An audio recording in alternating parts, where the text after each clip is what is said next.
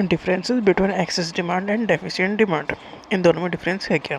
Excess demand का मतलब ये है मार्केट में जो गुड्स और सर्विसेज बन रहे हैं उससे ज़्यादा डिमांड है। It refers to the situation when aggregate demand is more than aggregate supply.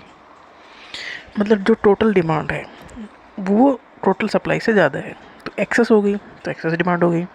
Deficient demand का मतलब है कि सप्लाई ज़्यादा है और लेने वाले कम हैं। It refers to the situation when aggregate demand is less than the aggregate supply. Goods और सर्विस का प्रोडक्शन जितना है खरीदने वाले उतने नहीं हैं, तो ये होगी deficient demand. Aggregate demand led to inflationary gap, inflation आएगा ही आएगा, तो एक excess demand led to inflation.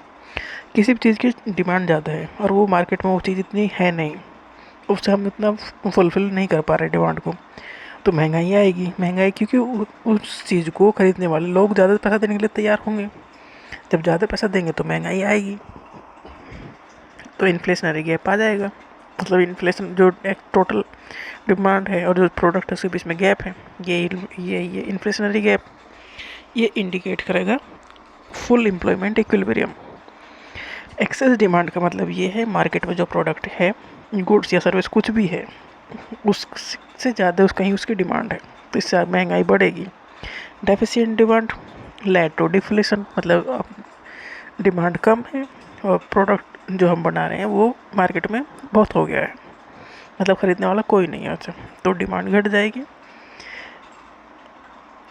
तो डिमांड घटेगी तो उसके भाव गिरेंगे, जैसे कहेंगे डिफ्लेशन या डिफ्लेशनरी गैप। तो एक्सेस डिमांड इंडिकेट करता है फुल एम्प्लॉयमेंट इक्विलिब्रियम, मतलब जितना हम फुल कैपेसिटी में प्रोडक्शन कर सकते हैं उतना कर रहे हैं, उसके बावजूद भी डिमांड ज़्यादा है।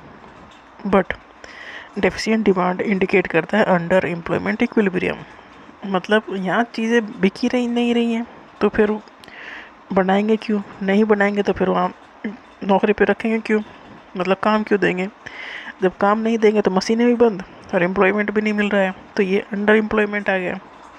मतलब जितनी कैपेसिटी है प्रोड्यूस करने की उतना हम कर ही नहीं रहे हैं, तो एम्प्लॉयमेंट ख़त्म हो रहा है उससे, क्योंकि जो प्रोडक्ट बना रहे हैं मार्केट में वो प्रोडक्ट चल नहीं रहा है। तो एक्सेस डिमांड लेके इंडिकेट करता है फुल एम्प्लॉयमेंट इक्विलिब्रियम को। डेफिशिएंट जो डिमांड है वो इंडिकेट करता है अंडर एम्प्लॉयमेंट इक्विलिब्रियम, मतलब चीज़ें बनाने की ज़रूरत पड़ ही नहीं रही है क्योंकि ख़रीदने वाला कोई है ही नहीं, तो वो फैक्ट्री वो मशीनें बंद हो जाएंगी, एम्प्लॉयमेंट का वहाँ कम होता चला जाएगा।